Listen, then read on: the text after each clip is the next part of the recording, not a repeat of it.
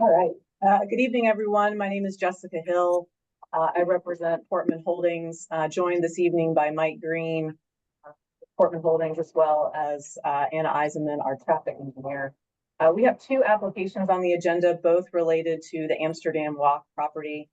I'm outlined the property here in purple. I think most of you on this call are probably familiar with it, but it is about a 10.91 acre property bound by Piedmont Park in the Beltline to the west. It's bound by single-family homes to the south and also east.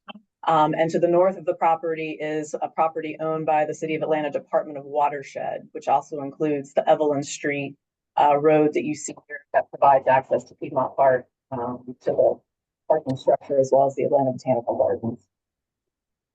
The current access to the property today is only via Amsterdam Avenue. This property originally was a coal property. It's bought by Halford in 1985 and has been operated as a commercial shopping center for many, many years. The property is up for sale, proposed for redevelopment, which is why the zoning application is before you. The zoning application includes, as I said, two components. On the left, you can see here the zoning map for the City of Atlanta. A majority of the property is zone C1 today. There is a portion abutting the Piedmont Park side, which is zoned R4. Those are not R4 lots. That's property owned by the Beltline and used in a manner that is not a single family manner today. It's actually the parking for Amsterdam Walk. You can see on the right side, I have the comprehensive development plan for the property. All of the area you see shaded in gray is mixed use, either medium density or high density. This application is asking to go to a mixed use medium density for the entire property. And there are other designations, including medium density residential, low density commercial, transportation, open space that are in the other colors that you see here.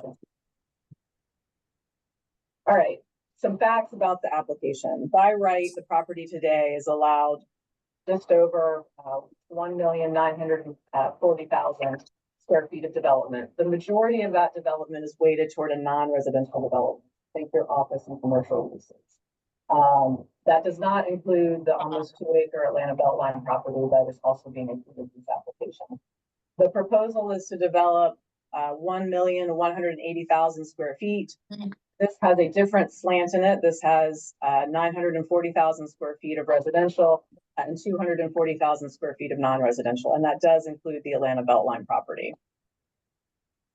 From a height comparison perspective, today by right, there is no height limit on the property. The only height limit are the transitional height planes that extend from the single-family homes that are zoned single-family.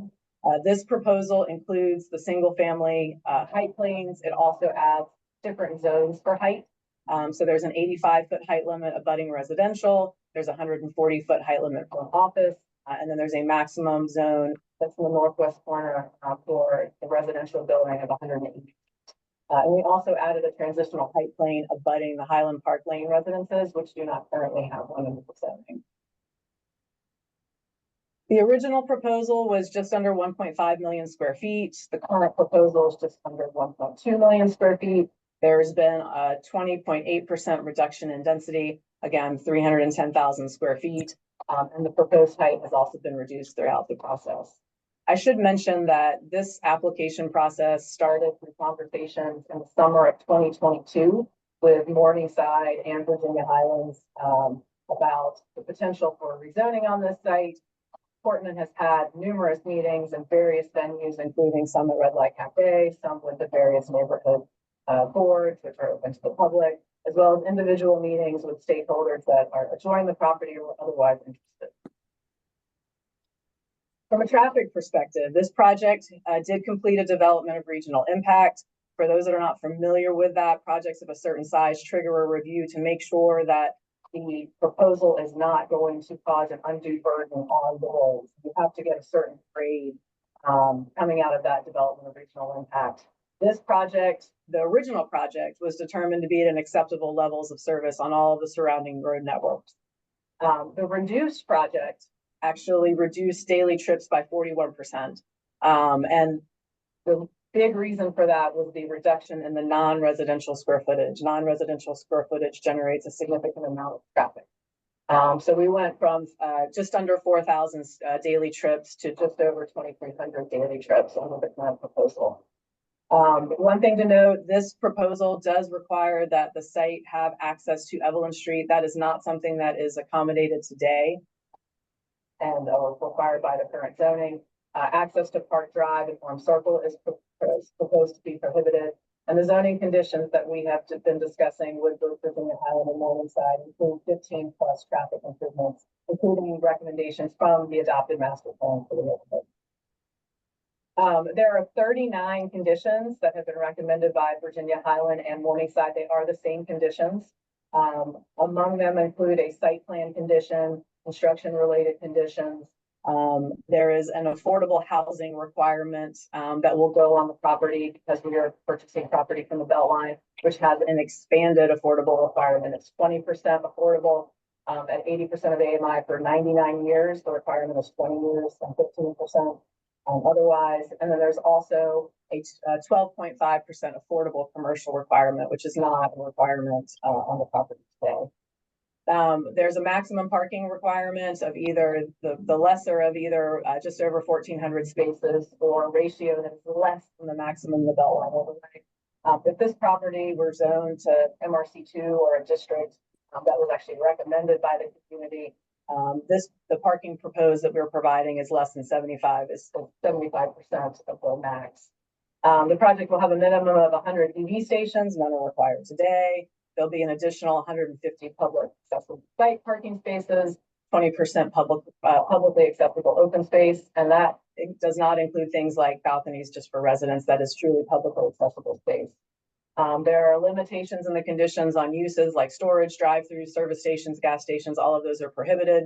There are requirements for streetscapes, both on Amsterdam and Evelyn and within the project, pedestrian accommodations, as well as bike and Beltline access accommodations. One thing I should note is the site plan does accommodate for transit.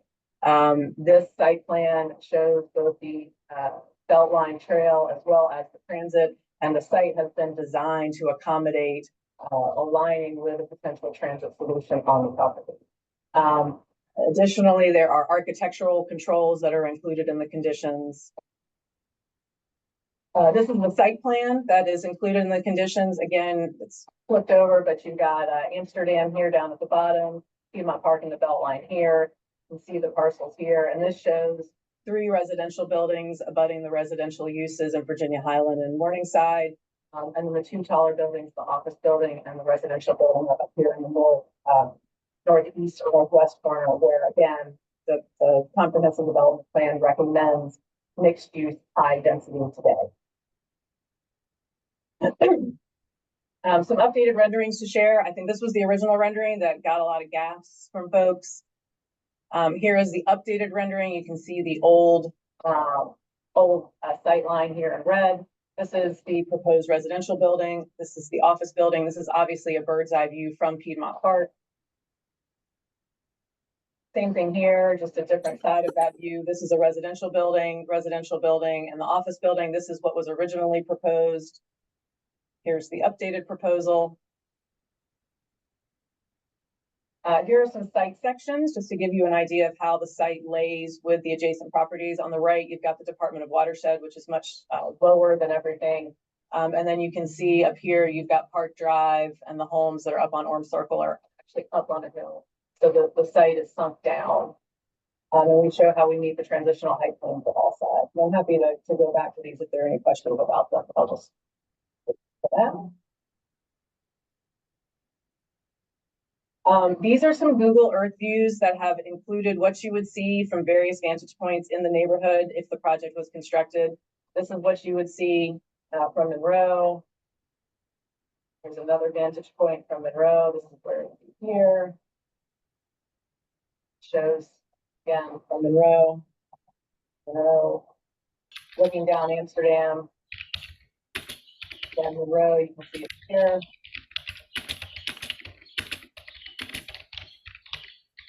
Here.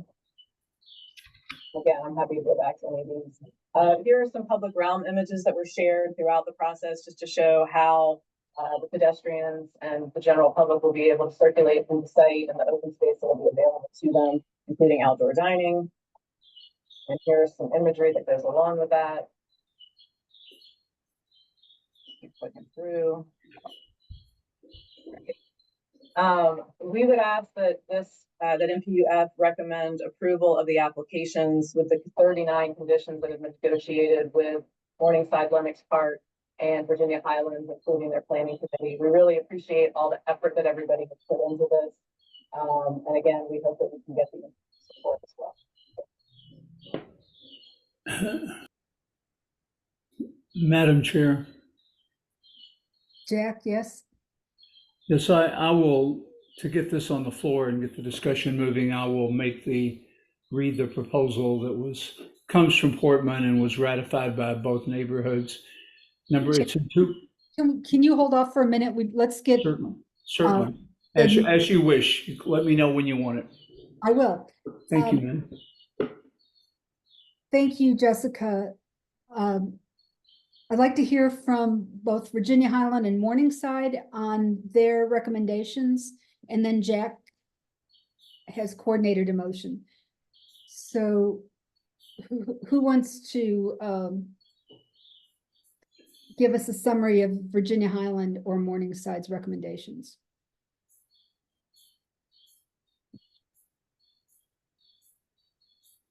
Hello? Is there anyone that worked on the? Yeah, who's speaking for VHCA and MLPA? All right. Hi, I'm Don Campbell. I'm the president of MLPA. I'm happy to briefly speak about our meeting Monday night.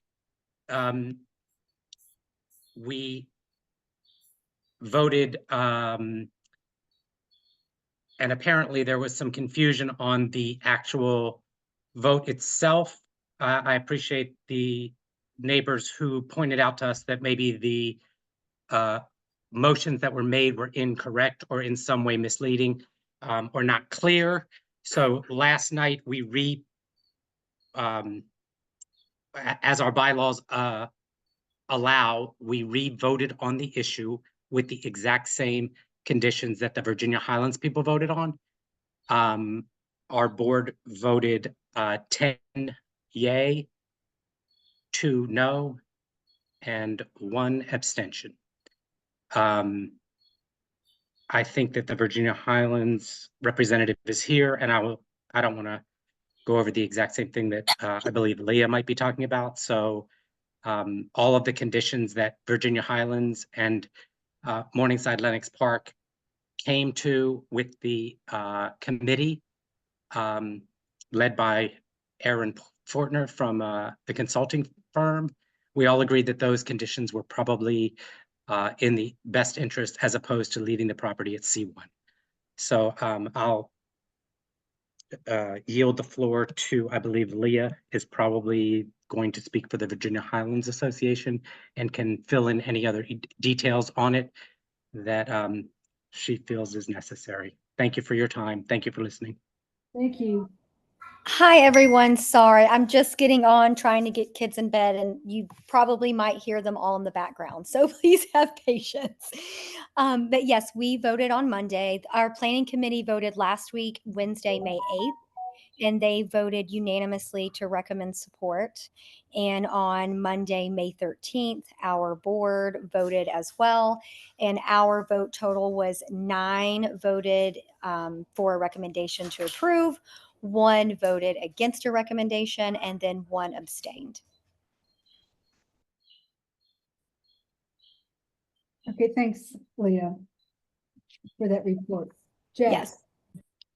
Yes, thank you. The proposal is in the chat is to support the rezoning application Z23-63 conditioned on the 39 conditions recommended by both VHCA and MLPA at their May 13th-14th meetings respectively, which include the site plan dated May 8th, 2024. This motion will subsequently have a reference to the CDP, but I believe, Madam Chair, you wanted to do them one at a time. So I will stop right there. Okay, great. Thank you. Okay. We have a motion on the floor. Is there a second?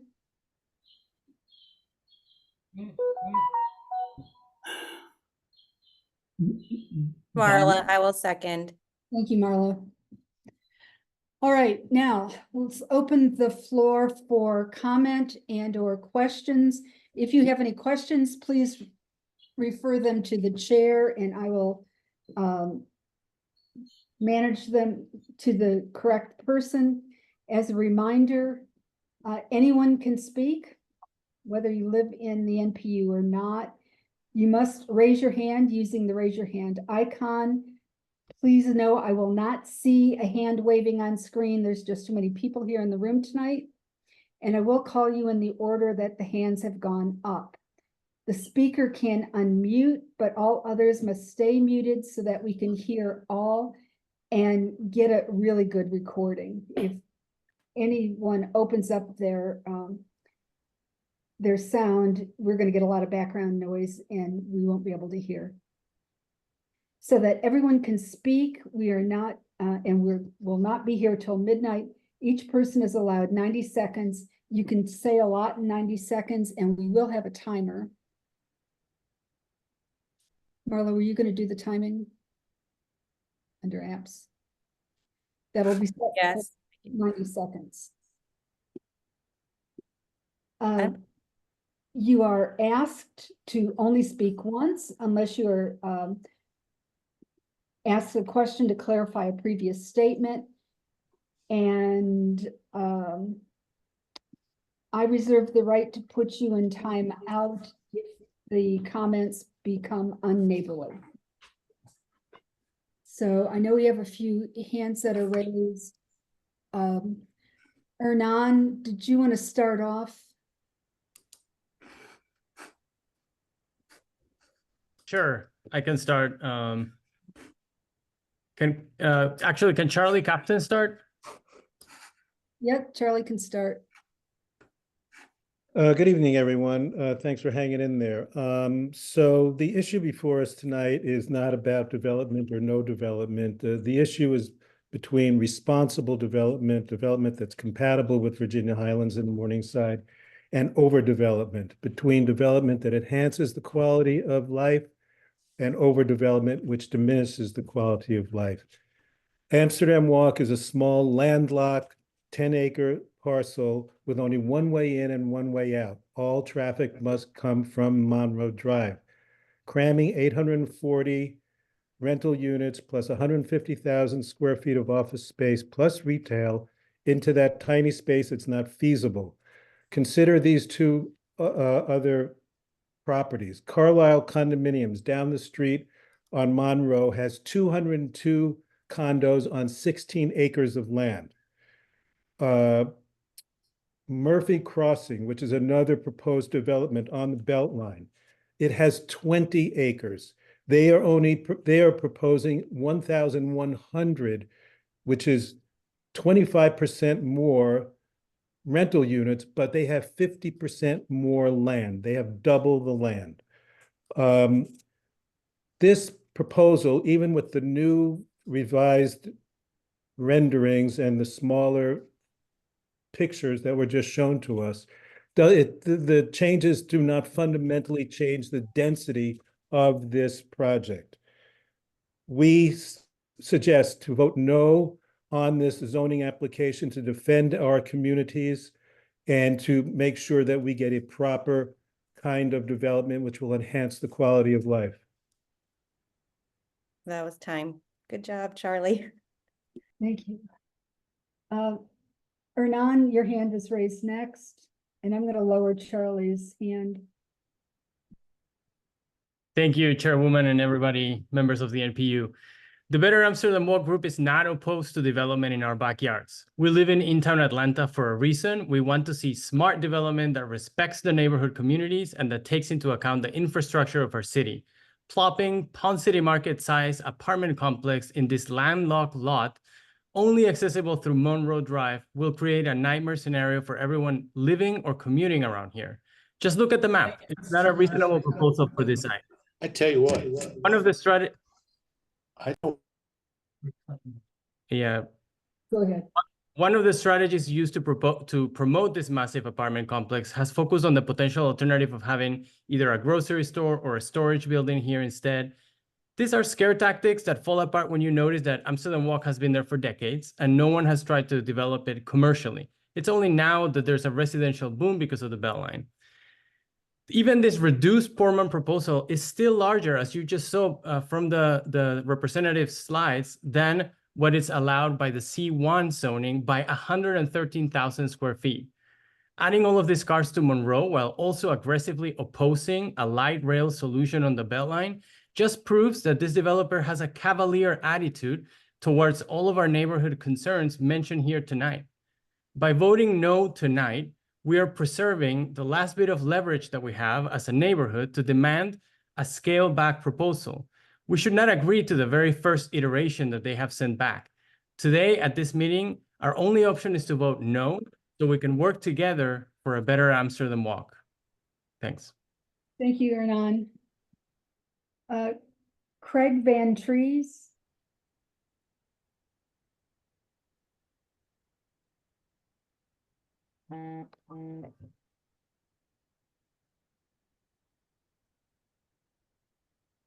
Craig, your hand is raised. Last call for Craig. Okay, we're going to move on to Jacinta O'Sullivan.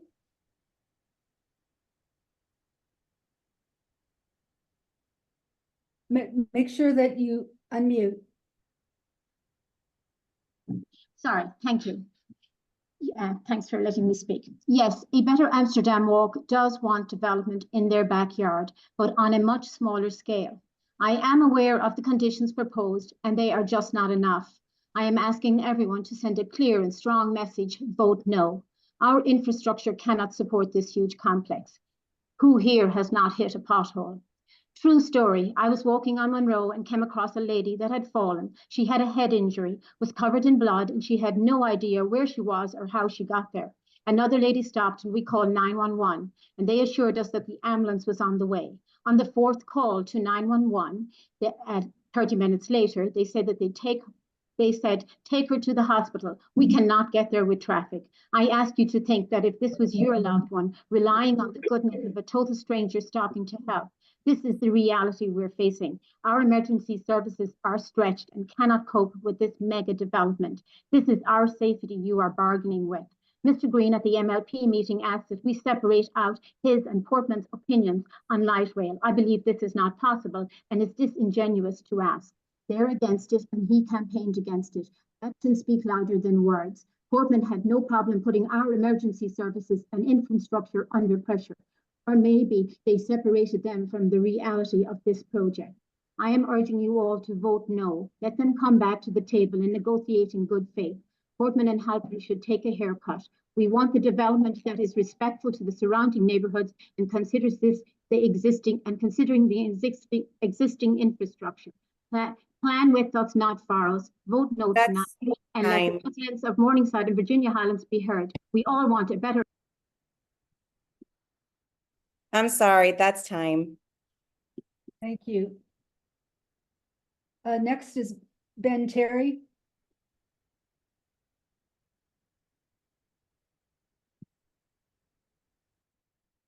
Ben. I am unmuted now. Yes, you are muted. I strongly urge everyone to vote no on both of these measures. I want to focus on traffic.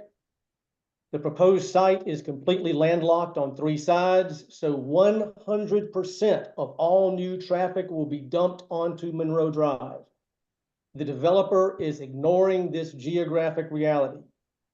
The traffic study they use to defend this project is based on numbers from a textbook, not real data. There is no data at all from weekend traffic and no data from Piedmont Park event weekends. And their estimate of cut-through traffic in our neighborhoods is pure speculation. They claim the new negotiated conditions reduce the traffic impact to 60% of their original 4,000 car estimate. But that's a false number to begin with, and 60% of a false number is still a false number. And if these new conditions truly cut the traffic impact, why are the parking spaces unchanged at 1,400? That tells you that even the developer has no faith in its own traffic study. Finally, I've brought to the attention of the developer's engineers 2 glaring errors in the traffic study, which create a 4,000 car undercount, and for the past month, they've ignored me. Use your common sense and what your own eyes see on Monroe Drive. Oppose both of these measures. Force this developer to make a realistic proposal. Thank you. Thank you, Ben. Tim Langen? Yeah, hey, Tim Langen here. I've been involved in land use and zoning stuff for a while, and including serving on NPU-B 2 different terms and zoning chair of another neighborhood before I lived in Virginia Highland.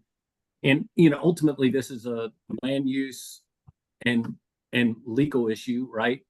And the fact that they've got C1 zoning cannot be ignored today, right? And the amount of parking that they could provide on this lot today without asking us our opinion has got to be a consideration. I do appreciate what the civic associations did to negotiate conditions. I'd love to see some more on there too, but I really do appreciate all the effort that went into that. But the reality is they can provide they can produce a number of parking spaces that exceeds what they are voluntarily, as a condition, agreeing to in moving forward with this project. And we have to consider that. The C1 baseline just can't be ignored. I wish it weren't zoned C1. I wish it was zoned RG2, and that was what we were starting with. But it is zoned C1. And the comparison earlier about the amount of square footage on the property, you have to consider both parcels that are in consideration here, not what could be built on one today, but then have both of them considered. So I just think the C1 baseline has got to be considered here. Thanks. Thank you, Tim. The next is Steve and Karen. Sorry, I can't see your last name. Karen Wade. Steve or Karen Wade? Yeah. Actually, mine is actually a question referring back to the gentleman that was just speaking. I'm not clear that I understand why they're asking to go from C1 to MU, and what he was trying to explain, and I didn't quite understand. Is it only about the parking, or if we didn't vote for this and it was turned down, can they still do what they want to do? I just want some explanation on that, if somebody could help me understand. Tim, do you think you could answer? Yeah, I mean, I would be happy to do it. So they could build the size development they showed earlier in their presentation today without asking for a rezoning. They can't do this mix of uses that they're asking for. They get something out of it for sure, right? They would rather build this other mix of uses. But they could build approximately this size project without a rezoning. They could build more parking spaces than they're willing to limit themselves for. And the use that they could build today would create more traffic on Monroe. That will be, that is what you have to consider it against. Although clearly building this kind of project is, commercially also more viable today. It is the comparison point that will be considered by the planning department, by the city's legal department. These are the things that will be considered. It's a use case where they could dump more traffic onto Monroe today than they're willing to limit themselves to in this proposal. But Tim, I guess my question is, if forget what they're proposing with the modifications, just leaving it as today, you're saying that they could put more parking spots in there today under C1? And under MU, the only thing they're gaining here is to be able to use the mixed uses. They can have the offices and the home. Yeah, build more residential. But they could do that even under C1. They can do some, but not as much as they're proposing. Okay. I think I understand. Thank you. Thank you. All right, Corey Greenwald. Sorry about that. We have maybe having a little feedback here. I apologize. I wanted to point out that a number of years ago, we bought the Wayne Mason proposal here in the same area. And so to me, the argument that what we're being offered is better than what could happen is kind of a specious argument. The last time this happened, we didn't budge on a clear, aggressive pedestrian connectivity plan, no new roads, because every bit of paving adds to heat pollution for the whole neighborhood, not to mention the additional car trips in this landlocked bit of land. Reduced parking spaces, we didn't buckle on. We asked for orientation of the building in a particular way. We asked for additional green space plus a realistic traffic plan, which no one could approve, no one could provide, because no such plan exists. If you've ever been on this block during a festival, you know what it will be like if this development is built. This plan is the opposite of smart urban planning, and it can be defeated. And instead of accepting what they are offering, a company whose senior management is involved in advocacy against light rail and clearly does not share the values that, I mean, doesn't share my values, but I think a lot of values of the people in the virtual room, there's no reason to believe that this plan would be any more realistic in operation than Wayne Mason's was, and we defeated that. We can defeat this one, and I think that's our kind of our moral obligation. So I urge you to vote no. Okay, thank you. Kay, you're next. Good evening. I'm a 28-year resident of Virginia Highland, and I oppose the Halpern property, rezoning of the Halpern property and changing the land use designation, and here's why. I was pretty engaged in the early aughts when we first started talking seriously about the Beltline, because we all believed there was going to be mass transit, not micro-mobility, not just bikes and scooters and autonomous vehicle pods that carry half a dozen people, but real mass transit that can move lots of people. Because of that, we agreed to increase density all around the Beltline. Now here we are 20 years later with no transit and no hope of transit at this location for at least 10 more years, if ever. My opposition is not because the buildings are too tall or because I'm worried about mature trees, though I am, or even about the impact on Piedmont Park. I'm opposed pure and simple because I don't believe we should be increasing density in already congested areas without the transportation infrastructure we were promised and that such density requires. I strongly support increased density in my neighborhood, and we surely need more affordable housing, but not without transit. Thank you. Thanks, Kay. Next person up is Kelly Kirk. Hi, my comments are more along the same lines of traffic, and just by way of reference, we too not only live on Middlesex, but we have a property at Carlisle Heights as well. So we have a very vested interest in this. It's been a long time since I've worked for a zoning law firm in Arizona about 25 years ago. So if this exists and I don't know it, I apologize. Or if it's called something else, I also apologize on that. Has there been a marketability and feasibility study produced specifically on the traffic? And if so, does that feasibility study also address the strong likelihood that our neighborhoods, at some point, we always have the option ourselves to rezone our own streets and privatize and gate our own communities? If there is a feasibility study into that traffic and how the traffic will increase, I would be interested to know whether it includes the success of this new development if we all take into consideration that we could try and privatize our own streets. Okay. Jessica or Mike, is that something that you can? Yeah, I'll answer that. So there was a marketability and feasibility study is not a concept here in Atlanta or in Georgia in the zoning context.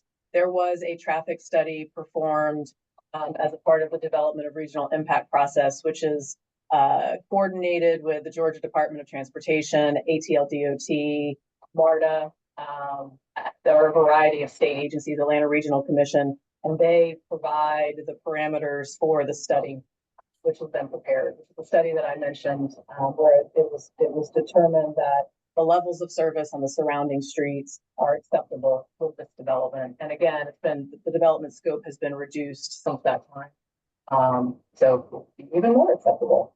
As far as privatizing of the streets, in Atlanta, property owners do not have the right to do that. Public rights of way are owned by the city of Atlanta. There is an abandonment process that you have to go through city of Atlanta, and they have to agree that they will turn over the streets to you, and you pay fair market value for them, which is fair market value based on square footage in the area. So that's again also not a concept that you will see here.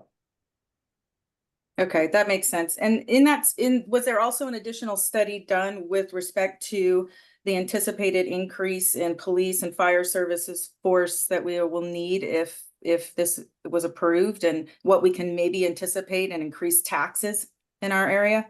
So there is not a study that is done on that, but Atlanta has an impact fee ordinance, which money goes to fire from impact fees. So the larger the development, the more money they pay in impact fees. And it's worth noting that those impact fees also go to transportation. So the larger the project, the bigger the fees that they have to pay, and they are specifically earmarked for aspects like police, fire, parks, transportation. Okay, and then also, I'm sorry, that's your time. I'm sorry. Okay, sorry. Okay, thank you. Lindsay Wheeler. Good to know, Marnie. Mute. Hi, guys. Thanks so much for all of your hard work and all of you that are serving our community so well. We really appreciate your time. I just want to say, my husband and I own 2 homes in Virginia Highlands. We're active in the community, big investors in the neighborhood. I too am concerned about density and traffic for the longest time. My husband rode his bike, got on the MARTA every day, leaves the house at 6 a.m. just to avoid traffic. So I don't think there's anyone that's more concerned about traffic or density, but I just want to point out that, if this rezoning isn't approved, the property may still and very well could still be developed under the existing C1 zoning, which allows for less community control over the development outcome. It could also lead to higher density projects with increased traffic, to lower quality commercial development. I don't think any of us want to see a Target or a Walmart go in there, which is day in and day out, all day traffic. I really appreciate the mixed use space here. I think Portman Group has been an amazing partner to our neighborhood. They've invited us into every conversation. They have taken our feedback. They have increased sustainability, affordable housing. They have very strict landscape design. And I just appreciate that they've included us in this conversation. And, I want to say that I am in support, particularly of VHCA's effort. I believe in their judgment. And I just wanted to make it known that we are in complete support here. Thank you. Thank you. Todd Green. Good evening, and thank you again to the people who represent our neighborhoods. I really appreciate it. I want to just start by saying that I've lived in my home on Amsterdam Avenue for the last 26 years, lived and owned in my home. And I would just want to orient everyone to where my house is located. There are 3 single family homes that are between the development Amsterdam Walk and Monroe Drive. So there are only 3 single family homes that actually have a driveway that goes into that. So of that, we're the 3 most impacted by what is going to happen. Others in the community certainly are impacted as well. So I recognize that. I just want to say that while originally I was not opposed or in favor, I really wanted to learn, and I believe obviously that something needs to be developed for our community. At the same time, I just want to let everyone know that I early on had a conversation with Mike. Hey, Mike, good to see you. And with Jack. But I was never given an opportunity by my own association, Virginia Highland, to even discuss, as far as I know, the 2 other neighbors weren't either, to talk about the conditions. So we didn't have any kind of input into conditions, and after repeated attempts to reach out, it's totally been crickets. So it'd be nice to kind of think about, well, how does one back out of a driveway? And the neighborhood is concerned about preservation of single family homes. I think there's been stipulated that that can occur. So I urge everyone to vote no, just out of disrespect, the fact that I haven't been respected in this process. So that's how I feel. Thank you. Thank you, Todd. Next up is Stephanie Coffin. Oh, my name is Stephanie Coffin, and I'm a certified arborist and have worked with trees in the neighborhood for over 30 years. Portman's plan is a clear cut. That is, every tree will be cut down from the beautiful old trees, 100 feet tall and huge canopy that defines our neighborhood. Over 1,700 inches of trees will be cut. Vote no twice, once for the rezoning and once for land use. This is an assault on our neighborhoods. It will bring downtown asphalt and roads, buildings that will never be shaded. Portman will remove the tree buffer from Monroe traffic, the pollution, and the stormwater at the same time as adding more than 4,000 daily trips. The proposed site has almost no room for trees. It will be a wasteland. The promise of planting 432 skinny pencil trees at 4 inches apiece will do nothing for at least 10 years, 20 years, maybe 30 years. The city has abandoned all pretense of tree protection. Only you voting against this plan is our hope. We all breathe the same air and drink the same water.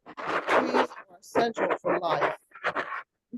We can get a better plan if we all say no together. In the neighborhood, not in Portman's bank account. Vote no. Thank you, Stephanie. The next person is Graham Turbane. Yes, thank you. Hi, everyone. My name is Graham Turbane, and I'm a resident in NPU-F. And I'd just like to voice my strong support in favor of voting yes for this proposal, for specifically the housing. Atlanta is in the middle of a housing crisis, and rents across the city have gone up tremendously, especially over the past couple of years. And home values have also increased as well, making it incredibly difficult to buy a home. I'm in this project because it would bring 900 new apartments to a highly desirable, already dense neighborhood that can accommodate that kind of growth. And it would allow approximately 2,000 new residents a place to live in a mixed income, mixed use neighborhood that's walkable, bikeable, and also currently a very exclusionary neighborhood. This would be the first new apartments in Virginia Highland in 15 years. There will always be people who say, no, we don't want to see change. We don't want to see renters in our neighborhood, but renters are part of our city. And we need to support them and allow them a place to live in our city. So very excited to be supporting this project, and I encourage you all to vote yes. Thank you, Graham. Next person is Ashoka Valia. Yeah, you got that perfectly. Mine is just really a question, and maybe it's been published, I haven't seen it. Is there an estimate of how much more traffic will just now flow through Amsterdam and Courtenay, east of Monroe? And are there any plans to calm the traffic? Because it seems like they'll either go on Monroe or they'll just all start flowing through Amsterdam and then the associated streets there. So for Amsterdam and Courtenay, is there any view of how much more cars would be going on versus what there is today? Jessica, is that something you can answer? I'm gonna let Anna answer that if she can answer it. Okay, great. Thank you. Anna, can you weigh in on that? Gotta be ready with the unmute button. So with the updated program, I don't actually have those numbers directly in front of me right now. But we had previously studied, I can tell you the AM and PM peak hour, what we expected to flow in Amsterdam and Courtenay. have my paper copy here. So during the AM peak hour, the expected new traffic, so the new trips that are expected on top of all of the traffic that's coming out of Amsterdam Walk today, 11 cars during the AM peak hour and 15 cars during the PM peak hour. That's project trips, so new project trips. Of course, the access on Evelyn Street does provide an alternative access point, and we expect a significant amount of, especially, for example, the office population and the residential population. Residential is not traveling to residential. They likely are going to try to travel onto roads that get them to employment locations. Office, they're coming from different residential locations throughout the city. They may or may not be using Courtenay and Amsterdam. And these numbers were developed in coordination with the City of Atlanta, GDOT, ARC, Greta, in terms of which percentages of future trips we expect to travel on the different roads.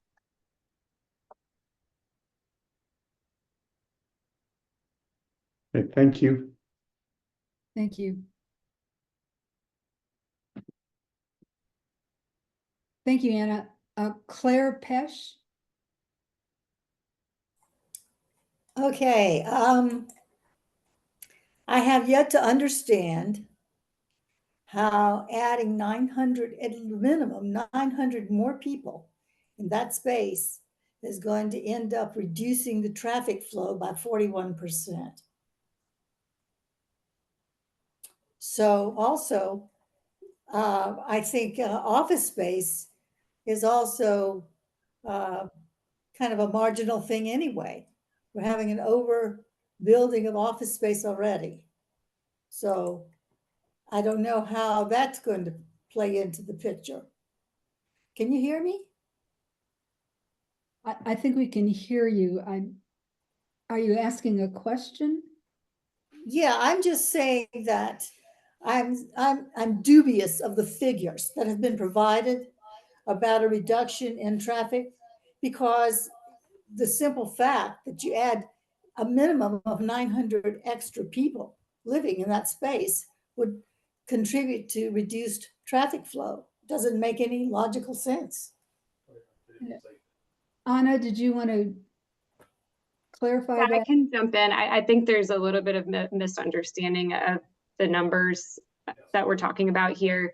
So the development of regional impact traffic study considered 900 new residential units, 400,000 square feet of office, and 90,000 square feet of retail.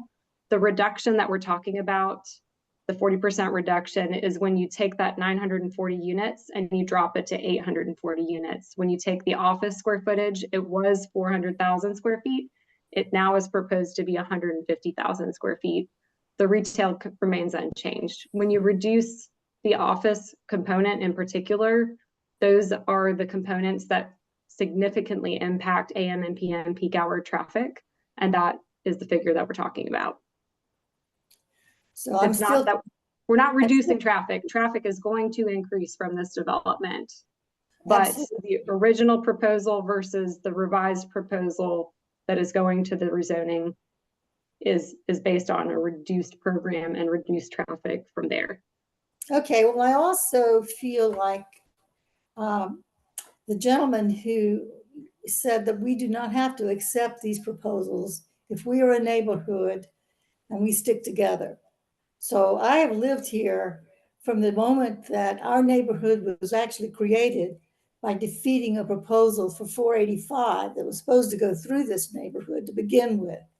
And also witnessed, the resistance to the highway that was supposed to widen Ponce de Leon. So I think if the neighborhood sticks together and resists these plans, we can come up with something that will better serve our neighborhoods all together. This doesn't look. Thank you, Claire. Thank you. Next in line is Megan Missett. Hi, can you hear me? Yes, ma'am. Hi. Okay, I just wanted to point out about density. There's two sides to density. I'm going to stop for a second. I think the other person is still on. Okay, so for transit successful density, there's two sides to it. One side is increasing people density. The other side is decreasing car density. And I don't think, and we neighborhoods should be asking, demanding that developers give us developments that have, walkability, car smart features. And we shouldn't be accepting a monstrosity, heat pollution, traffic nightmare because we might get something worse. So Amsterdam Walk is absolutely already an urban planner's dream with ground level retail and shops and cafes and a school and kids stuff and dating destinations, but it doesn't have real connectivity to Piedmont Park and the Beltline. It has a private little pathway with stairs that you can't use if you have a walker or, if you have kids with you, if you have a stroller. So, I think first we should try having real connectivity to Piedmont Park, like a bridge or a ramp that everyone can use. And we can actually convert some of the parking here to green space. And it would be an incredible, vital spot. We should vote no, because this is a terrible, transit unfriendly development. Thank you. Thank you. Craig Van Trees. Don't forget to mute yourself, Megan. All right, I was trying to, can you hear me now? Yes, sir. Thank you. So I've been a resident here for about 20 years. I'm a few blocks north of where the development's going to be. And I understand traffic's bad here, but I also think like this should be connected to the Beltline with the transit station, and we should have transit stops. And what I'm trying to say is, like, driving home tonight, there was a guy in a scooter, because scooters can't ride sidewalks and our sidewalks are buckled, and bikes can't ride sidewalks because that's illegal. And there is just no space for additional traffic. I mean, the traffic is what it is, but we have Piedmont Park and we know that. But we also know that, like, by adding so much more, like all this retail and stuff, could further impair the traffic in this neighborhood, which is already impaired beyond belief. So I would say vehemently vote no to this thing unless they can get a better design. And that's my piece. Thank you. Thank you, Craig. Ray Conlon.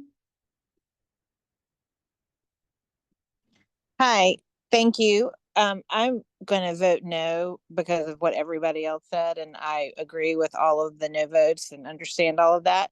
But what I am most concerned about is the tsunami that will come if this gets approved, in addition to the complete streets of Monroe and the ABG craziness that's going on, where they're going to create a cut through street through Piedmont Park. So that, in addition to the fact that that will make traffic even more worse, for three factors instead of just the one, which is Amsterdam Walk, those three factors. But living through the construction of that will be ungodly because it will all happen at the same time. And and I know that it will happen at the same time because the city of Atlanta is planning it. So let's all just think about that when you vote. Thank you. That's all I have to say. It makes me very scared. Thank you, Ray. Matt Gunther. Hi, can you hear me? Yep. Atlanta is a growing city. Not only are 900 apartments going to be built in this city, 9,000 apartments are going to be built in this city, 90,000 apartments are going to be built in this city, and those people are going to drive on Monroe.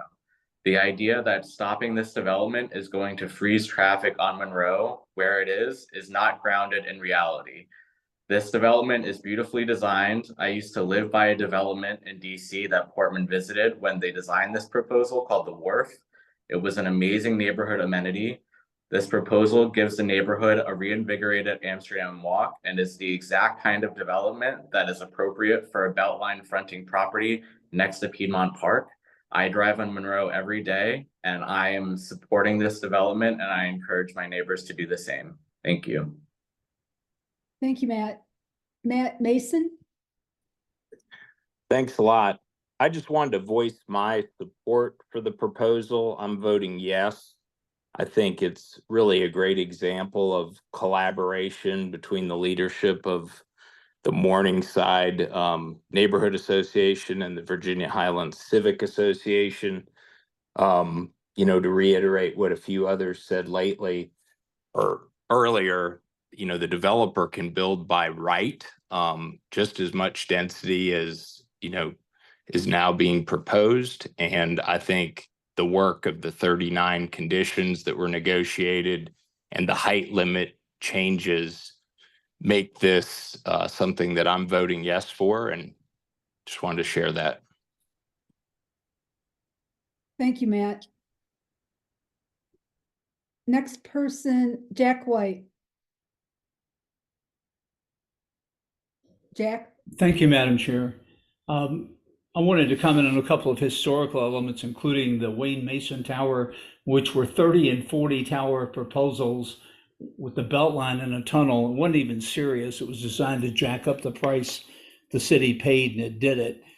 A more relevant comparison to one we thought is the Fuqua down at 10th Street and Crest Hill and Monroe. And we were successful there because there were innumerable conflicts with city policy, which do not exist at this site. And it was successful there because that developer did not do a traffic plan and made no attempt to ameliorate the impacts he was locally having, and was completely indifferent in the fashion that some people think he has been all over the city. So that one we won, roll of the dice though it was. Here we have a developer who has had the exact opposite approach, and a number of people have cited it. But the underlying reality, all of this city is growing. ARC estimates an extraordinary increase in traffic in in apartments and residences over here. This is a wonderfully desirable place. We would all love to snap our fingers and have transit on the Beltline. I remain a firm supporter of it, but developers don't build that. Municipalities and public institutions build that. Thanks. Thank you, ma'am. Thanks, Jack. Eleanor Buckhold?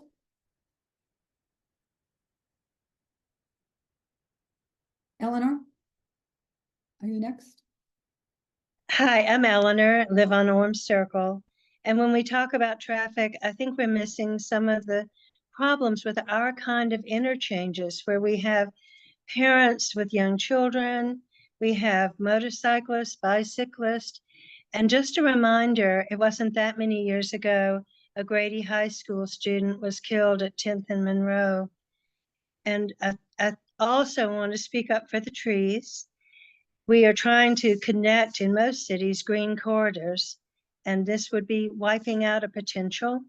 And also those of us who live near the concert noise know what a difference it makes when we have a canopy of trees to buffer the sound. That's my 2 cents. Thank you. Marla Johnson? Okay, thanks. Let me start the timer on myself. Hold on 1 second. Okay. Oh, okay. I serve on the MLPA board, and I really just want neighbors to know that support was not given lightly or blindly. We had to consider the following. Halpern Enterprises owns the property. They have the legal right to rezone and develop their land. Halpern chose Portman. We believe that Halpern chose Portman because they engage with the community. Other developers do not. The city's comprehensive development plan, the official policy document for future land use, designates Amsterdam Walk for mixed use high density. Portman's project proposes a redesignation for mixed use medium density. This is supported by our neighborhood master plan. Do we think this project is dense? Yes, and we are grateful to all of the neighbors for voicing this concern. But knowing Amsterdam Walk will be redeveloped by Halpern or by someone else if they sell it, could we gamble on an unknown? No. The site is currently zoned for more. The site is designated for more. That is why we worked so hard for the reduction, protections, improvements, and legal conditions that we could get that are legislatively tied to the property, no matter who develops it. Thanks, Marla. Angie Fitzgerald.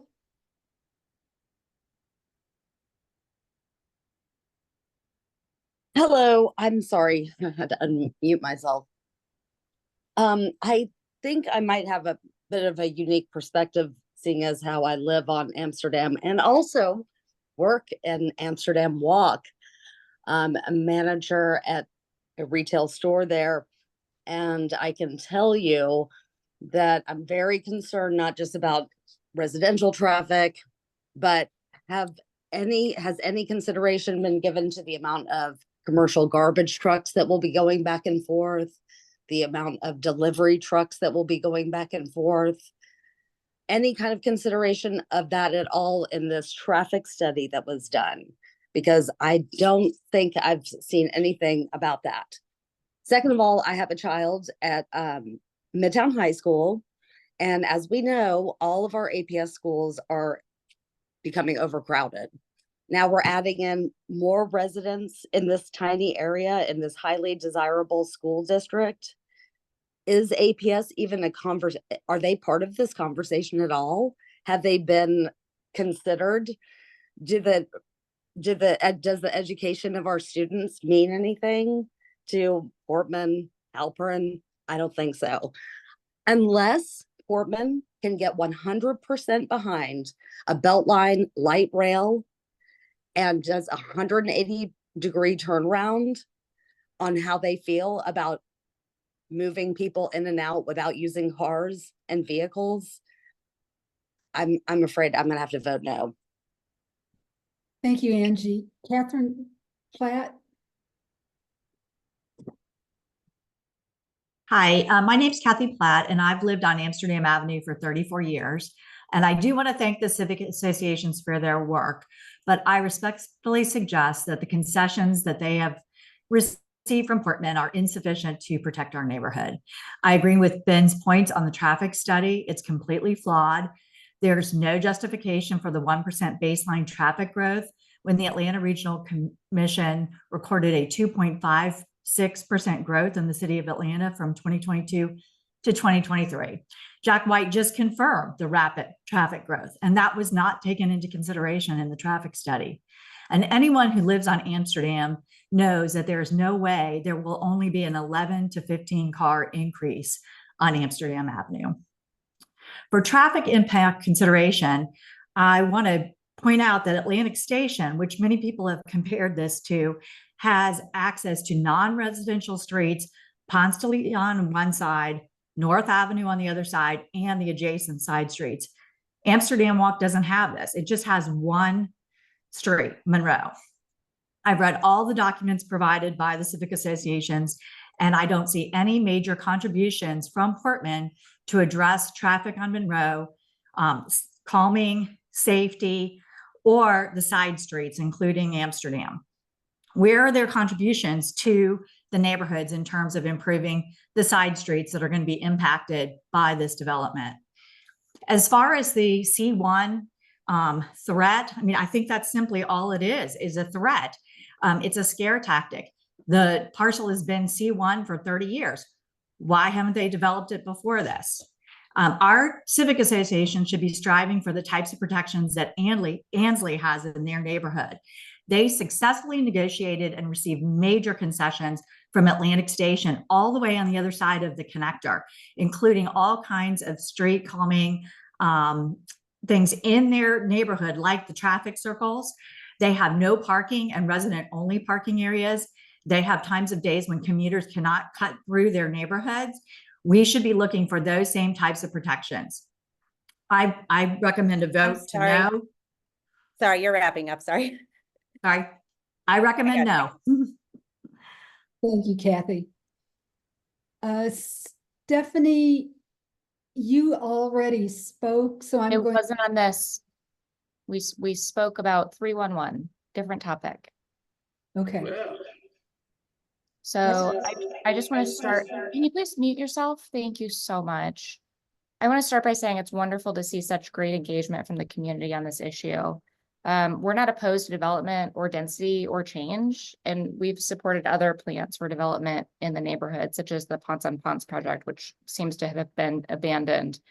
And definitely recognize that the property could be developed under the current zoning. However, fear of the unknown doesn't justify this project. The scope of this project is excessive because Portman needs it to be so for their own profitability. Anyone who travels regularly in this area must acknowledge that the level of traffic that's being projected for this realistically is unsustainable. This initiative is not done in the best interest of our neighborhood or our community or the citizens who live here. It's only in the best interest of Portman's bottom line. We're staunchly opposed to this project, given the impact on traffic and old tree density in our community, and we urge neighbors to vote no. Thank you, Stephanie. Mark Huppert?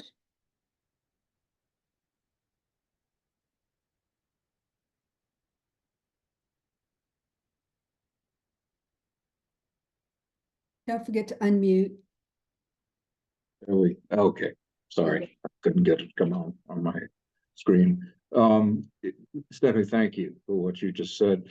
I've been here. We have lived on Coolidge Avenue for 35 years.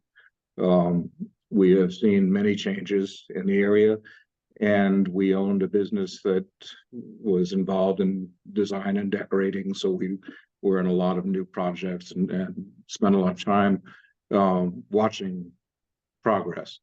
A couple of things. One, the comment about living in Washington, D.C. and getting around easily is wonderful. I lived in Washington, D.C. There are trains and buses everywhere. I lived in Manhattan. There are trains and buses everywhere. We sold our car in Manhattan because we didn't want to drive it. That's not going to happen here. And you can't expect people to say, well, I'll take the rail line because it's there. They're not going to do that. They're going to take their car because it's parked there and it's easy and it's what they do. And so traffic is not going to be lighter. It's going to be ridiculous. It's already ridiculous. I don't know that there's a way to keep people from driving down side streets and back streets in the Atlanta area. How do we do that? Do we put gates up so they can't come through unless they have a permission slip? No, you can't. People are going to drive where they want to drive. They're going to do what they want to do. The idea of having housing, I'm sorry, let me just finish this quickly. There are other areas in the city of Atlanta that can be used to create housing and low-income housing and affordable housing. It doesn't have to be on Piedmont Park. This is not an affordable housing project. This is a disaster waiting to happen, and it won't be able to be stopped once it started. That's all. Thank you. Okay, Nicholas Boxer. There are two others after Nicholas, and then we're going to get ready to vote. Okay. So basically, I can't see myself, but okay. Can you hear me? Yes, go ahead. Okay. So, I mean, yeah, I grew up in New York City. I'm pro-development. I'm pro-density. I'm pro all these things, but it's got to be appropriate. And this one isn't. This is a cul-de-sac. This is a cul-de-sac. And it's a cul-de-sac with 900 homes on it. And they all come out onto Monroe. And all these people are going to cut through the neighborhood. As it is now, we can't turn off the side streets. Cars cut through the side street where children play. Don't have kids. It's not going to hurt me, but there are a lot of kids and people drive through very fast. They drive through at 40, 50 miles an hour. There was an accident, multiple accidents a week at Monroe and Park Drive. Now maybe the good thing is this is going to create so much congestion that we're going to be a walking neighborhood because you won't be able to drive. But it's just not viable. And I feel like people haven't really been honest. If you go to Amsterdam in the evenings and look down Amsterdam, the road coming up from Amsterdam Walk, the cars are backed up all the way down. And it's 160,000 square feet that are underutilized as it is, and it can't handle that. And you're talking about a 7-fold increase. I'd love to see a development here, but it's twice the size it needs to be. I say vote no. Thank you. Thank you. Angie Carano? And I apologize if someone's already addressed this, but, and I don't know, well, was there any impact study done on the Midtown cluster and how this will impact our children in the neighborhood? I guess that was my one question. Do you want to answer that? Yeah, go ahead, Jessica. I was going to suggest that Mike answer. There was a study done. It's not a requirement of the zoning to do any sort of school-related analysis, but Portland did do a study of the impact on schools that provide it to APS. And it was a recent study. It wasn't, how recently was that performed? Mike, can you answer that? Yeah, maybe 6 months. Somewhere in that ballpark. When was the election where Zeph was elected? Shortly after that period, shortly after the election. And Mike, what was the conclusion to that? So it broke it out by it kind of projects based on demographics, bedroom sizes, unit sizes, spreads out the kids over demographic age ranges, projects into each individual school. I don't have it with me right now. But basically the determination is if you're talking about it's this number of kids over the time period that this project would take to get developed, then it was well within an acceptable range for planning for APS. Well, that doesn't really give a lot of specifics. I would like to know, what does that impact? So all of Midtown cluster is overcrowded. And so I can't imagine this is not going to make their situation worse. So does Portman have any responsibility to provide any money to the cluster to help with the issues that we're going to have? So actually, Jessica, I need your help on that one question. The impact fees, they also go to the public schools, right? And the tax. Our cluster or just APS in general? Taxes do. Again, from a school perspective, one, multifamily typically does not generate a high number of school-age children because of the nature of the residential use. But second, again, it's not something where a developer from a zoning perspective contributes money to a public school. That's not an aspect of the building process.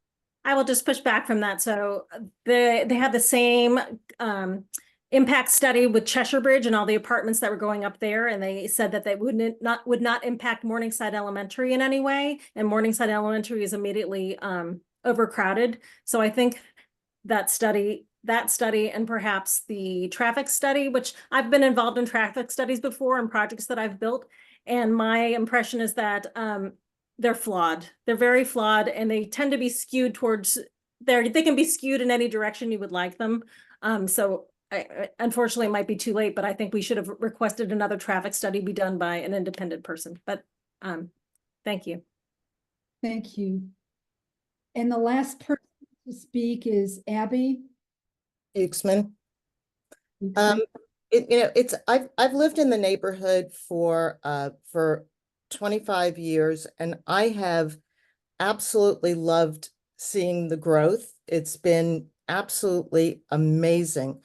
But one of the things that's kept my husband and I in Atlanta is this sense of community, even though it's still growing, right? There is this still sense of kindness. And I think what's a little bit missing here is your sense of community in this project. Like, if you want to be part of the community that everybody says that you have been, and I have not really been affiliated with this at all, I've just been reading it from the background, build a community theater that kids after school could use. They could come in, they could take classes there, they could perform there. You could be part of that community. I can tell you from having a 28-year-old that lives in DC, my son and his girlfriend are going to live where they're going to get into a good school. They're not going to leave their urban environment. there will be kids moving into that complex for sure to get into that school district. So I didn't even know the woman before me, but that's just an example of something that you could do to give back to part of the community, if that's going to be an impact. But it would be nice to have a commitment. Okay, great. Thank you. Thank you, Abby. So that concludes the folks that want to speak regarding this issue. We have a motion on the floor. It was properly seconded. The motion is to support rezoning application Z2363, conditioned on the 39 conditions recommended by both the Virginia Highlands Civic Association and the Morningside Lenox Park Association at their May 13th, 2024 meetings, which include the site plan dated May 8th, 2024. Now, before we vote, I just want to make sure that everyone is satisfied that they've got the V in front of their name, or 2V if there's more than 2 people. So once we vote, Debbie, I'm not. My machine powered down for 5 seconds, and I've been asking to get my V back. And I'll- Debbie, I'll- I'll get it back. I also need a V. I also need a V. Stu Platt needs a V as well. okay, hey, one at a time, okay? All right, so who needs a V? I need a V. I need a V. Wait, whoa. whoa. Ned Waller, I need a V. We're gonna need a name. We're gonna need a name. Bill Gornko. Debbie, could we ask people to raise their hands if they need their V fixed, and we will take them one at a time? Yes. That would be a good idea. Thank you. Raise your hand. Understanding that some of you may not have submitted your documentation in time. I need a V. So registration is a two-step process. You register on the website and then you submit your proof of residency. We're trying to keep up with it all. You can still vote if you do not have a V in front of your name. It'll just be a provisional vote.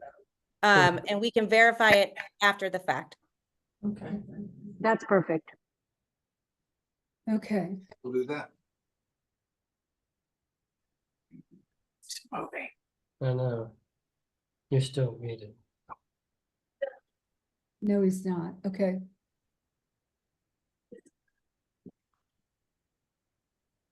We'll just need a minute. Yes. Some of you may have left the room and come back and your V dropped. I have no idea where my.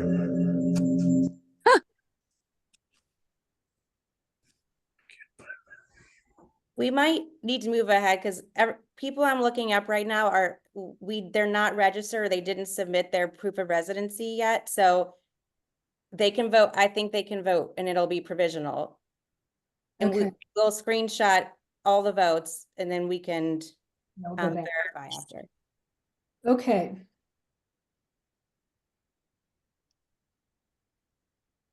I'm going to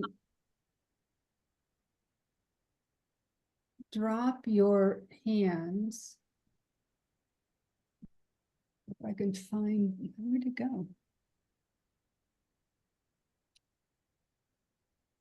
Okay, I'm clearing all feedback. Now, all those in favor of the motion to support rezoning application Z2363, please raise your hands. I also want to note that I'm freezing the group that's here. We will not allow any other additional people to join the room. Otherwise, that's going to really muck up the counts.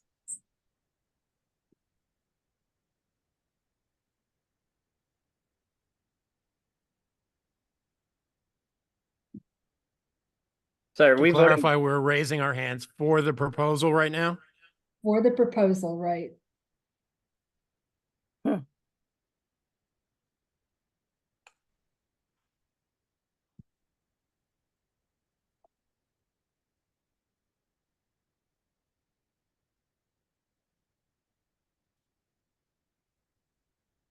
And the proposal is for the modified plan that they're putting forward, that we would approve it. That's right. It's the modified plan with the conditions.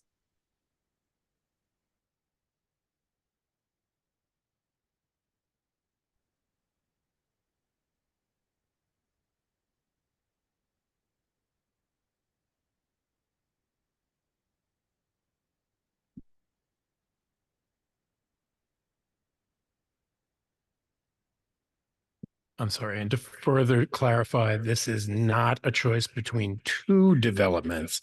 It's a choice between the modification and no development, correct? It is to support the rezoning application, which is Correct. modified development. And this is vote is a recommendation. This is just a recommendation, just like everything we do here.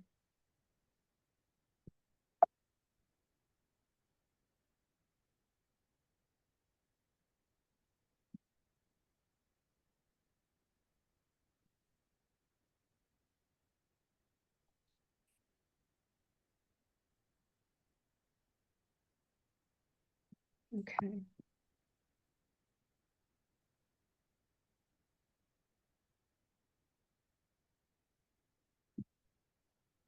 Okay. 77. 1.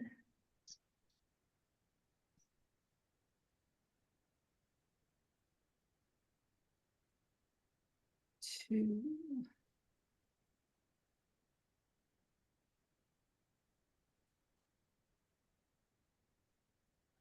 3. 4.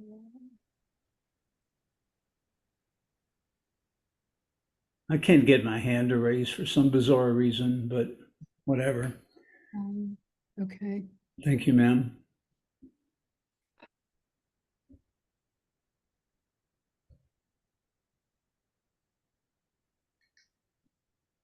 Okay, and I just need to see if there's.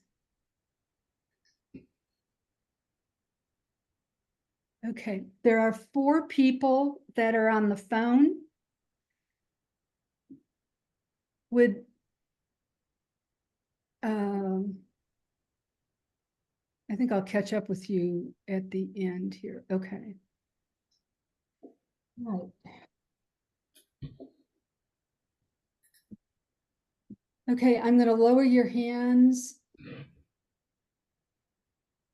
and ask that those that are not in favor oppose the application Z23 63. Please raise your hand.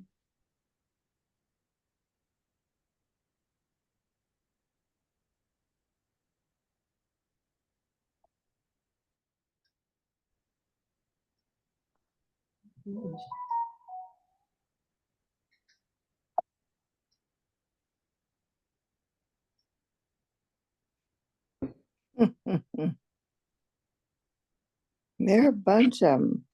And please put yourself on mute, Linda.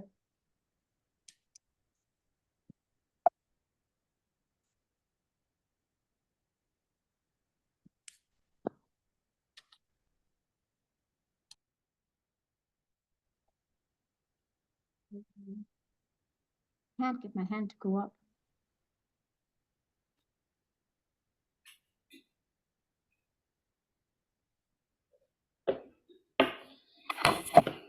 Taking a little while to do the screenshots here, guys. Sorry.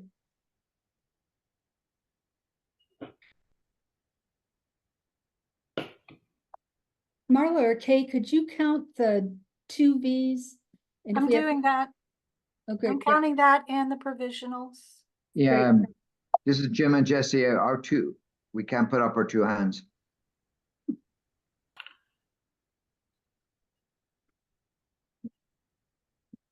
Okay, we're going to come back to you to.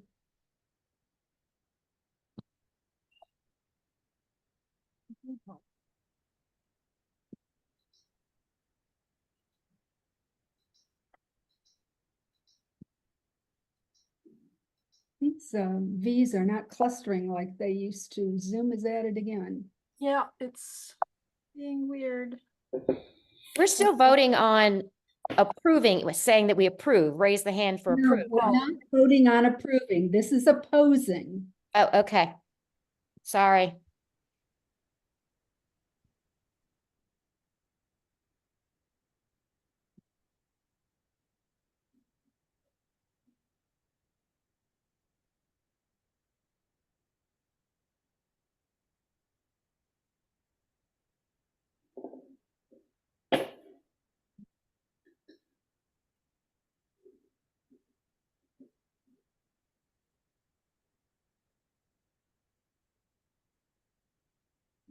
Okay. Debbie? Hey, Debbie? Yeah. What about the people who can't get the second hand up there? When we clicked the hand twice, it went away. No. Click it once. And there's a 2V in front of your and Gary's name. Right. So we're going to count you twice. This is Oh. very low tech. So both of you and Gary get a vote. Okay. Kay, how many 2Vs did you see? Still flipping down through them. Give me a minute. Okay.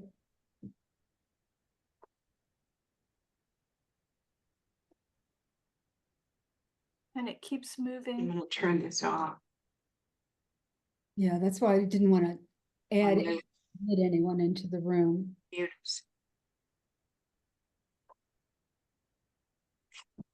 Your face keeps. Whoever keeps talking, please mute.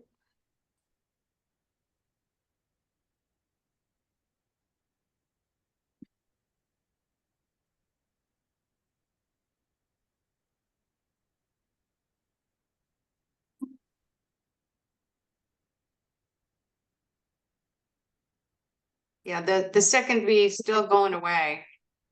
No. Sandy, do not click it twice, just click it once. Debbie, she's clapping. She's not raising her hand. She's clapping. Oh, lovely. Okay. Just raise your hand. And just click whatever you're clicking on, just click it once.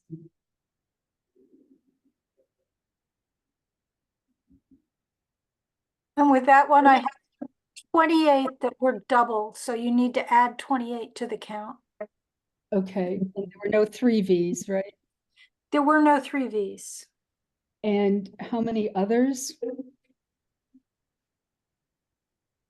The provisional. Oh, I actually stopped counting them at about 15 or so. Well, I think I've got all the screenshots, so we'll get it. Okay. Yeah, we can count those after. Yeah, okay. Now, there were two people, please mute you. Okay. There were two people that said that they couldn't raise your hand. Is that still true? No, we got it sorted.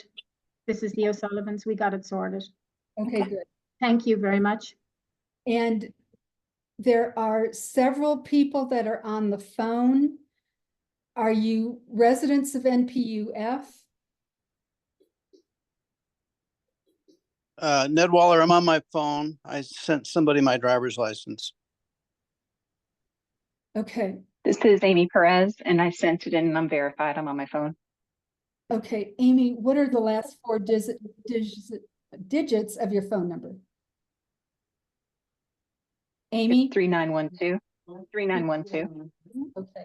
And are you voting for or against? Against. Okay. All right. There was someone else that spoke up. Ned Waller? Yeah, my last four digits are 7796. Sorry, I don't know my own phone number. Like the last four digits of your 77 security number. Okay, and are you voting for or against? I was voting for, and I sent my driver's license to Debbie and to okay. somebody else. Yep. Okay. There were two other phone numbers. Ann Marr, I was verified, and my last four digits are 3270. I vote against. Okay, thank you. What was your name again, Ann? ANNE. First name, that's what should, and last is MAHER. Thank you. Okay, and there was one other phone number, 4048. 4048. And your name? Howell Jones. Okay, and are you voting for or against? Against. Okay, great. Okay. This is the count. By a vote of, all right, please, who's making this? Okay. By a vote of 84 in favor, or 84 ayes and 280 nays, the motion does not carry. The motion is defeated. Do you need an alternate motion? I think in this case, it probably isn't worth the effort to have to go counting again. Okay. Okay, Doug, did you get that? I did indeed, Debbie. I have for the motion for approval for Z2363, 84 people in support of that motion and 280 people against that motion. 282. 82, sorry. Got it. Thank you. Okay, great. Thank you. All right. Now, we have one other application associated with Amsterdam Walk. That is to change the land use of the property to mixed use medium density. Jack, you have another motion?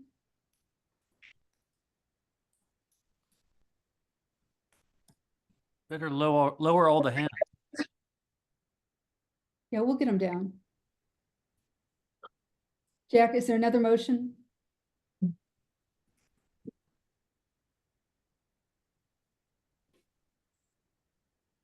The motion is to support the comprehensive development plan application CDP 23026. Is there a second? I will second. Second. Okay. Okay.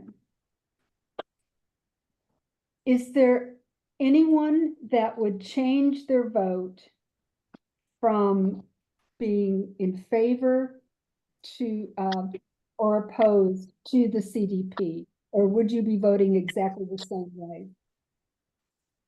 So is there anyone here that would change their vote?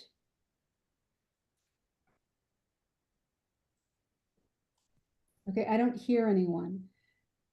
So No. no, okay. So since there's an overwhelming vote, if there are no objections, this motion also fails. And the vote would be 84 in favor and 282 opposed. Are there any objections to that result? No. Excellent. Excellent. Can you explain the land use proposal, please?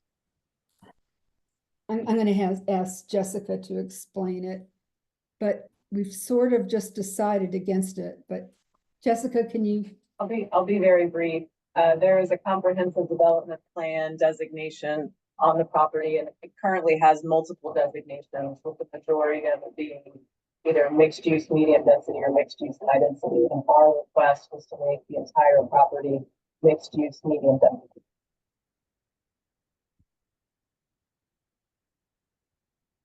That answer your question? Okay. Jessica and Mike, I want to say thank you for your working with the neighborhoods. And I also want to thank the neighborhood planning group and the working group that spent so much time in the document. The recommendation will go to the city as being in opposition. I will include the work that the working group has done and express the reasons for your support. Are there any other questions? Thanks, Debbie. You're welcome, Mike. Thanks. Debbie, will you be, will this community be posting when the city council will be meeting? And I understand that this is just a recommendation vote that they'll be supplying to the city council, but is it the recommendation of this community that we all pay attention to when the city council will be meeting and that we should show up to actually have our voices heard as well? Or what is the recommendation there? Yes, we will let you know the process. There's actually two processes with these applications. The first for the rezoning is that it would go to the zoning review board. That's another opportunity for citizens to speak on the application.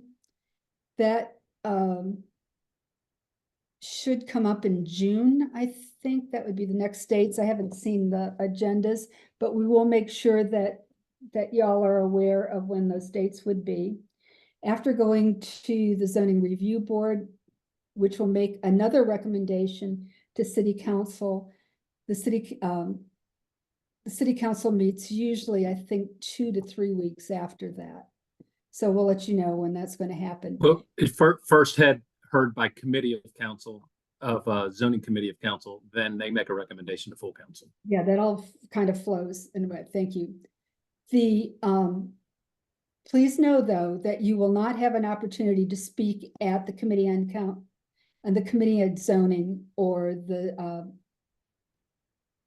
at the city council meetings on this application. So the best thing to do is to follow up with letters and phone calls to council members.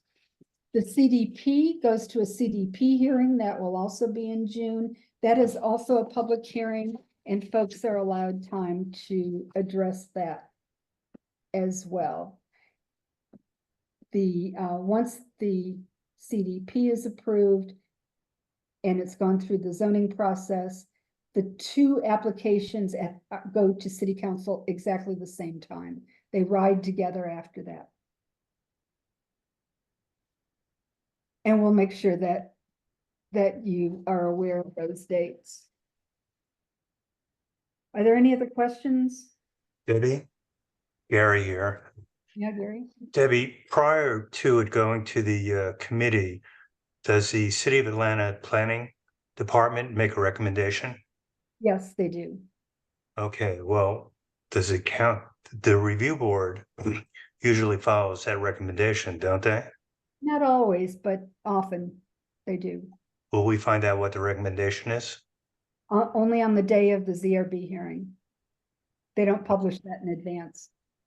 Okay. Is there any kind of conversation we could have with the planning commission? Well, we could try, but they're not always forthcoming. Okay. They hold that recommendation pretty close. All right. Thank you. Thank you. Debbie, Yeah? this is Charlie Captain. Just is it possible for you all to send out to an email like you did, reminding everybody about this meeting with kind of the next steps that you just verbally kind of communicated so that everybody sort of has it handy and understands what the process is going forward? Sure, but give me a week or so to put that together. Yeah, sure. That's great. Thanks. Okay. Hi, Debbie. Yeah. Hi, I'm Alice Phillips. Sorry, I've had my hand up for a minute, but I don't think you saw it. So I just wanted to ask if you, I know there were a lot of people I noticed that made a provisional vote that either didn't verify, didn't realize they needed to. And I was wondering if before we finish, you could just make sure that you go over, just let them know what they need to do to verify and how much time they have to do so in order for their provisional vote to actually count. I think she's done that a couple times. Has she? Mhm. Okay. Yeah. Maybe 4.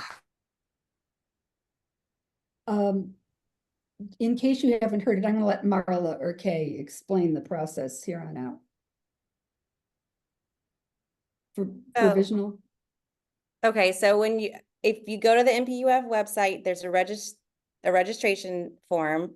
You fill out the registration form, and then at the end of that form, it tells you an email address and a phone number that you can either text or email proof of residency. That's any document that has your name and address on it. And then that is how it's verified. And how much time? I do not know how much time. I don't know Until She noon said 24 tomorrow. hours. 24 Until noon hours. tomorrow. And just so everybody understands, there are about 30 people that voted that were provisional votes. So either way, it's not going to change the outcome. Is there a way for somebody to put a link to that website on the chat, and perhaps those people can go Just directly? It is. search for NPU-F. Okay. All right, thank you. Somebody just posted it in the chat. Okay. The vote totals that were recited, did they include